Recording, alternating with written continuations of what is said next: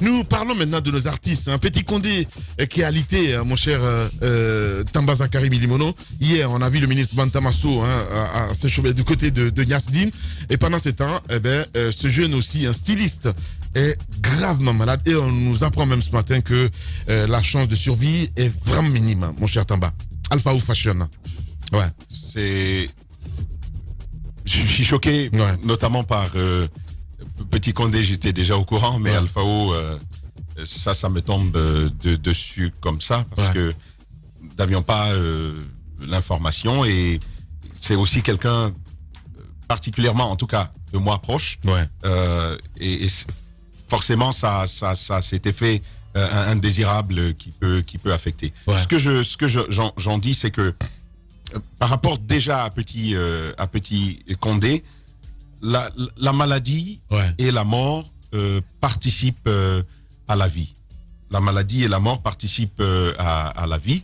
On ne peut pas en faire autrement. Lorsque vous naissez, vous vous attendez à ces moments de la vie ouais, où vous devez faire face au destin de la maladie, ouais, mais aussi à celui particulièrement oui, compliqué ce matin. Ouais, non, alors, ce que j'en dis, c'est que il faille pour nos artistes, d'abord à titre personnel, s'efforcer d'anticiper ouais, là-dessus. Ouais. Je l'ai dit déjà suffisamment, je ne vais pas m'étendre là-dessus. Ça vaut pour eux, ça vaut pour tous ceux qui ont une responsabilité dans l'espace public. C'est important que l'on puisse préparer cela. J'ai bien compris. Et cette initiative de Malik Kébé qui est à saluer, je me souviens quand il était à la tête de l'agence guinéenne des spectacles, Malik avait entamé en tout cas des démarches de ce genre avec NCA Guinée. Et c'est là que tu vois, donc je sais pas trop ce que ça donnait. C'est là justement que je voulais en venir. Ouais. C'est là que je voulais en venir. Ouais. Il appartient, et ça aussi, il y a une part de responsabilité individuelle ouais, à considérer. Ouais. L'artiste doit pouvoir accepter ouais, de souscrire à cette assurance-là. Effectivement. L'État, oui, ouais, l'État peut faire des apports ouais, d'une certaine valeur, à un certain pourcentage. Ouais. Mais chaque artiste doit pouvoir faire face à cela. Je pense qu'il faut pouvoir souscrire à ce genre de mesures, ouais, de sécurité sociale, assurance, tout ce que vous savez. C'est pour l'avenir. Ouais. Autant pour eux que pour les journalistes que nous sommes, les hommes politiques, ouais, il est important de pouvoir prévoir ça. Que le ministre aille au chevet de Petit Condé, de ces artistes, c'est une bonne chose. Humainement, c'est à saluer. Mais il faille une action qui soit organisée, ouais, qui soit structurée ouais, à l'intérieur d'un programme spécifique que le ministère de la Culture peut développer ouais, pour faire face à cela. C'est vrai, Kébé a commencé cela il y a quelques temps, de cela, il y a quelques années. Lamine, tu l'évoquais tout à l'heure, mais au niveau du département, qui est celui en charge de la culture, qui est quand même un des départements les plus abandonnés de la République. Il ne faut pas se voiler la face, en tout cas côté culture. La culture est le parent pauvre de ce département culture, sport et patrimoine historique. Je pense qu'il faut développer un tel programme ouais, qui garantisse une certaine sécurité ouais, à tous ceux qui ont vocation à être dans l'espace public au niveau de la culture, au niveau des sports. Autrement, ouais, le ministre va apporter de son aide de cette façon-là, mais pour les autres, si le ministre ne se bouge pas, qu'est-ce qu'il va en être? Je pense que ce sont les programmes qui sont salutaires et c'est vers eux qu'il faut tendre. Il faut aller vers la construction de tels programmes. Autrement, on sera amené à vivre beaucoup d'autres cas comme ça, on a vu par le passé, ouais, et ça risque de continuer de plus belle. Ouais. Jacques, on se dit, ça nous tombe sur la tête ce matin, même s'il y a des initiatives, on sait, moi j'apprécie bien Jean-Baptiste William qui est le directeur de la culture, mais j'ai l'impression qu'il y a quelque chose qui ne tourne pas en rond. Le problème c'est que concrètement le département, je crois, les cadres du département aiment beaucoup plus s'afficher avec ces hommes de culture d'entreprendre des actions pérennes qui puissent aller dans le cadre de l'amélioration de leurs conditions de travail et de vie. Ouais. On le sait parce que là, il faut quand même, ça c'est à la décharge du gouvernement bien sûr, un artiste doit pouvoir construire sa carrière et puis pouvoir se prendre en charge en cas de difficulté. Mais là où on interpelle l'État, et c'est normal, c'est quand même lui qui tient les manettes de ce pays, donc c'est à lui de créer des conditions pour que chacun dans son activité puisse se sentir à l'aise et puisse, n'est-ce pas, profiter pleinement de son métier. Moi je pense que le problème que nous avons avec des artistes de maintenant, je crois, remonte à un peu la façon dont on a fait la rupture en 84.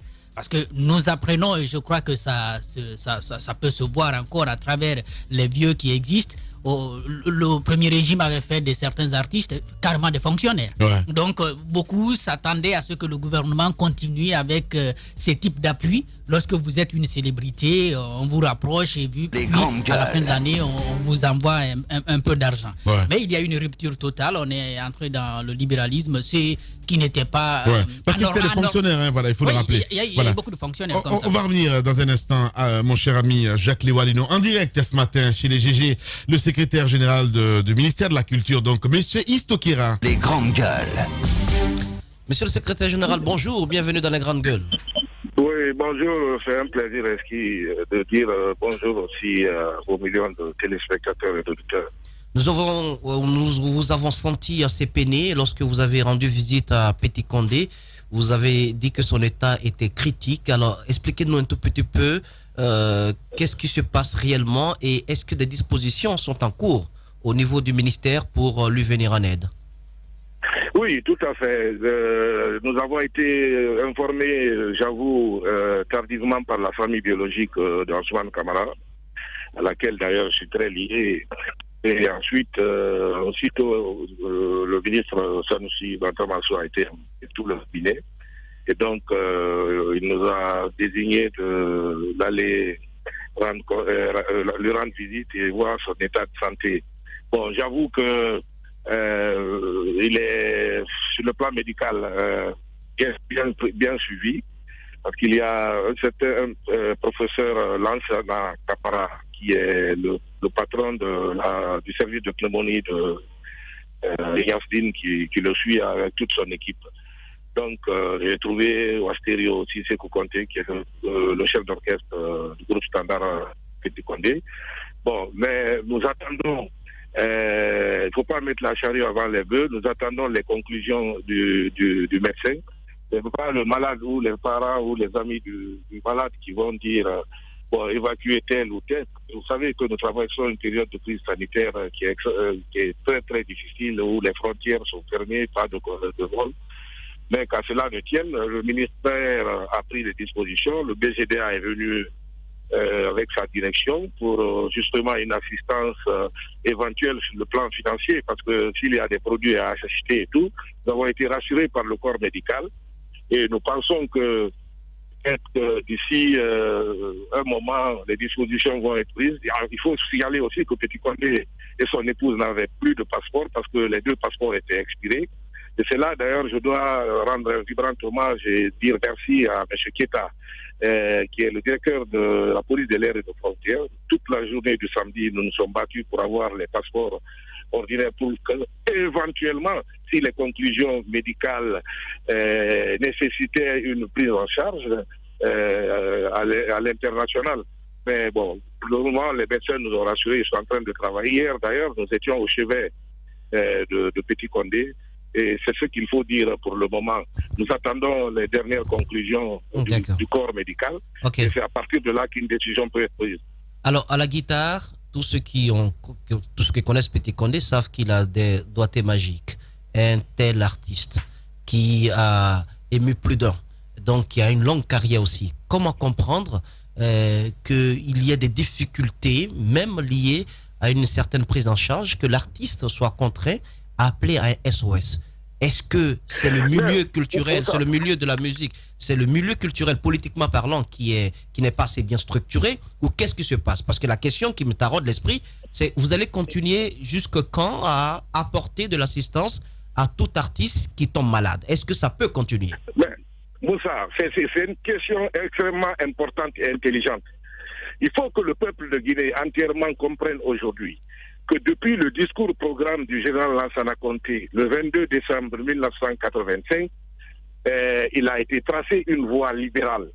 Donc, les fonctions d'artistes et des fonctions de sportifs ne sont plus des fonctions fonctionnarisantes. C'était des fonctionnaires de l'État. Jacques Léoy, lorsque je vous prenais en marche, j'avoue que je n'ai pas suivi le début de l'émission, parce que justement je suis en voiture, mais je dois dire qu'effectivement il a non seulement posé le problème, mais il a répondu à la question en disant qu'il faudrait aujourd'hui, et je souhaiterais même après peut-être toute cette vague-là, parce qu'il y a tellement de vagues sportives, culturelles, mais c'est une compréhension, une incompréhension et puis une ignorance totale des textes de ce pays.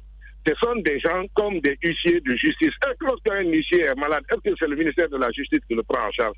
Quand un policier est un mot malade, voilà, c'est des fonctionnaires. Oui, mais le problème, j'étais en train de le rappeler tout à l'heure, Monsieur Keïra.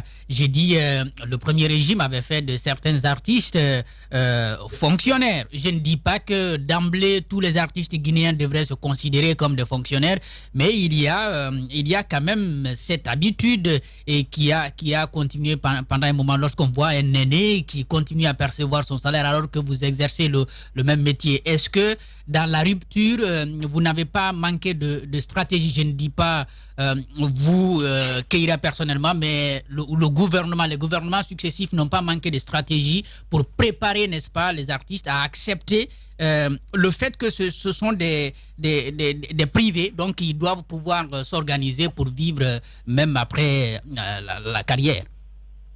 Mais vous avez parfaitement raison. C'est parce qu'il y a une rupture brusque. Et c'est que justement, j'en veux au comité militaire de redressement national, parce que des gens qui ont fait la fierté et la gloire de notre pays, justement, ont été sevrés de leur truc.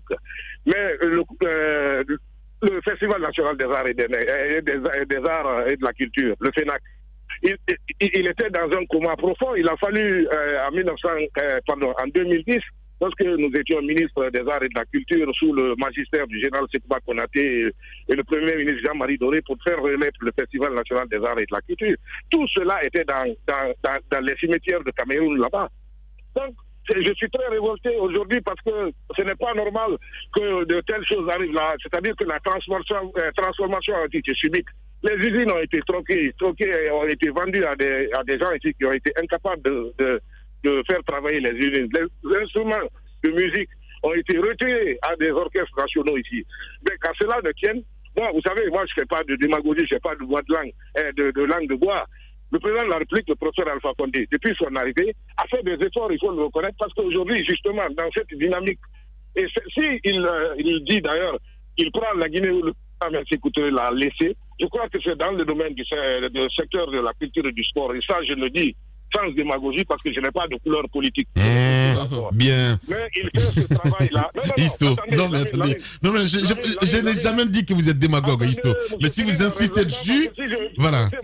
Oui, allez-y, Isto. Allez-y. Je vous dis tranquillement que là, aujourd'hui, on a 222 artistes qui sont dans les ensembles nationaux, qui sont tous fonctionnalisés. Et ça, c'est des artistes nationaux. Maintenant, les artistes vedettes et les sportifs vedettes, aujourd'hui, ont besoin de structures managériales, la mine et toute l'équipe des grandes gueules. Vous devez le savoir et que le peuple guinéen sache que ces structures managériales-là, justement, doivent gérer la carrière artistique et sportive de ces talents-là. Ouais. C'est extrêmement important parce que si on ne le fait pas, il faut qu'on ait le courage de le dire.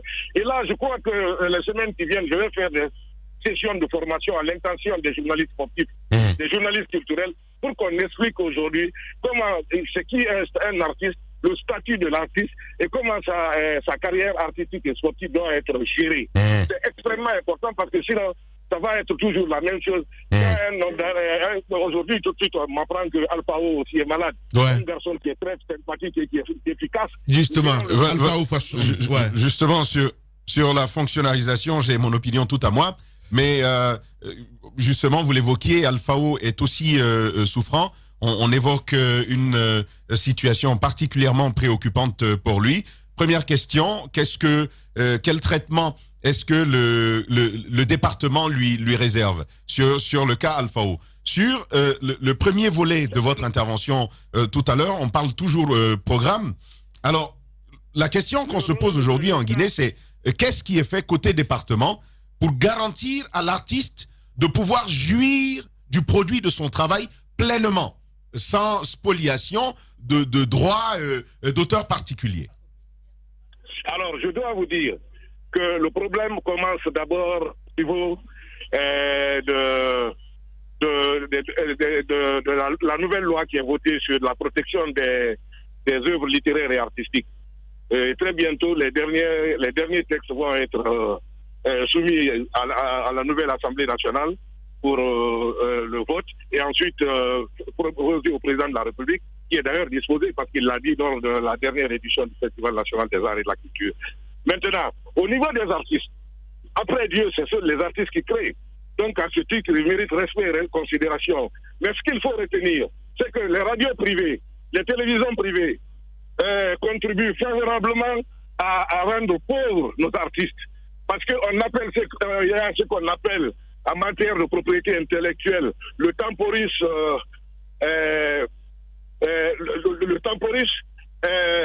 n'est-ce pas?